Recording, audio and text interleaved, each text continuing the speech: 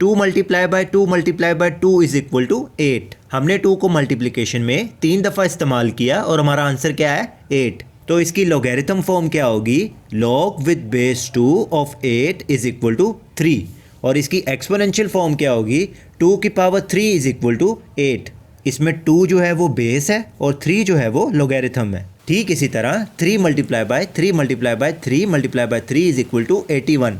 हमने 3 को मल्टीप्लिकेशन में 4 टाइम्स इस्तेमाल किया और हमारा आंसर क्या है 81। तो इसकी लॉगरिथम फॉर्म क्या होगी, log with base 3 of 81 is equal to 4। और इसकी एक्सपोनेंशियल फॉर्म क्या होगी, 3 की पावर 4 इज इक्वल टू 81। ठीक इसी तरह इसकी जनरल फॉर्म क्या होगी, log with base a of y is equal to x। और इसकी एक्सपोनेंशियल फॉर्म क्या होगी, a की power x is equal to y, जिसमें a जो है वो बेस है और x जो है वो लॉगरिथम है। और a जो है वो कोई भी पॉजिटिव रियल नंबर हो सकता है 0 से बड़ा, सिवाय 1 के, जिसकी डिटेल्स मैं आपको एंड पे बताऊंगा। अगर बेस जो है वो 10 हो तो इसे बोलते हैं कॉमन लॉगरिथम, और अगर बेस जो है वो e हो तो इसे बोलते हैं नेचुरल लॉगरिथम। e जो है वो एक ऑयलर नंबर है जिसकी डिटेल्स मैं आपको एंड पे बताऊंगा। 10 multiply by 10 is equal to 100। हमने 10 को मल्टीप्लिकेशन में 2 दफ़ा इस्तेमाल किया और हमारा आंसर क्या है 100। तो इसकी लॉगरिथम फॉर्म क्या होगी, log with base 10 of 100 is equal to 2। और इसकी एक्सपोनेंशियल फॉर्म क्या होगी, 10 की पावर 2 इज इक्वल टू 100। ठीक इसी तरह e multiply by e is equal to 7.389। हमने e को मल्टीप्लिकेशन में 2 टाइम्स इस्तेमाल किया और हमारा आंसर क्या आया 7.389। तो इसकी लॉगरिथम फॉर्म क्या होगी, log with base e of 7.389 is approximately equal to 2। और इसकी एक्सपोनेंशियल फॉर्म क्या होगी, e की power 2 is equal to 7.389। Books के अंदर ज्यादातर कॉमन लॉगरिथम को ऐसे लिखा जाता है और नेचुरल लॉगरिथम को ऐसे लिखा जाता है। अगर हमारा आंसर 1 हो और बेस कोई भी हो, जब हम उस पे log अप्लाई करेंगे तो वो किसके इक्वल आएगा, 0 के। फॉर एग्जाम्पल अगर हमारा आंसर 1 है और बेस 2 है, जब हमने इस पे log अप्लाई किया तो ये किसके इक्वल आएगा, 0 के, क्योंकि हमें पता है कि 2 की पावर 0 किसके इक्वल होती है, 1। इसी तरह अगर हमारा आंसर 1 है और बेस 10 है, जब हमने इस पे log अप्लाई किया तो ये किसके इक्वल आएगा, 0 के, क्योंकि हमें पता है कि 10 की पावर 0 किसके इक्वल होती है, 1 के। ठीक इसी तरह अगर हमारा आंसर 1 है और बेस e है, जब हमने इस पे log अप्लाई किया तो ये किसके इक्वल आएगा, 0 के, क्योंकि हमें पता है कि e की पावर 0 किसके इक्वल होती है, 1 के। तो इसका मतलब हमारी जो बेस है वो कोई भी पॉजिटिव रियल नंबर हो सकती है सिवाय 1 के। हमें पता है कि 1 multiply by 1 is equal to 1 होता है। हमने 1 को मल्टीप्लिकेशन में 2 दफ़ा इस्तेमाल किया और हमारा आंसर क्या आया, 1। तो इसकी लॉगरिथम फॉर्म क्या होगी, log with base 1 of 1 is equal to 2।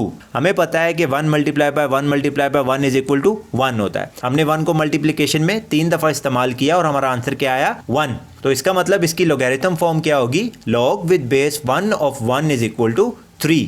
आप देखें जब 1 2 दफ़ा मल्टीप्लाई हो रहा है तब भी आंसर 1 आ रहा है, और जब 1 3 दफ़ा मल्टीप्लाई हो रहा है तब भी आंसर 1 आ रहा है। तो लॉगरिथम की जो डेफिनेशन है उसमें कंट्राडिक्शन आ रही है, तो इस वजह से हमारी जो बेस है वो 1 नहीं हो सकती। किसी भी नंबर का जो लॉगरिथम होता है या लॉगरिथम होता है, इट कंसिस्ट ऑफ 2 पार्ट्स। एक को बोलते हैं इंटेग्रल पार्ट और दूसरे को बोलते हैं फ्रैक्शनल पार्ट। इंटेग्रल मतलब इंटीजर और फ्रैक्शनल मतलब डेसिमल। इंटेग्रल पार्ट को बोलते हैं कैरेक्टरिस्टिक और फ्रैक्शनल पार्ट को बोलते हैं mantissa. For example log 39.2 is equal to 1.5933। इसमें जो 1 है वो कैरेक्टरिस्टिक है और 5933 जो है वो मैंटिसा है। अगर 2 नंबर्स मल्टीप्लाई हो रहे हैं और उस पर log अप्लाई किया जाए तो वो ऐड हो जाते हैं। अगर 2 नंबर्स डिवाइड हो रहे हैं और उस पर log अप्लाई किया जाए तो वो सब्ट्रैक्ट हो जाते हैं। अगर कोई नंबर पावर में आ जाए तो वो पावर पीछे चली जाती है। और अगर आपका आंसर n हो और आपकी बेस a हो तो n जो है वो ऊपर लिखा जाता है और a जो है वो डिनोमिनेटर में चला जाता है।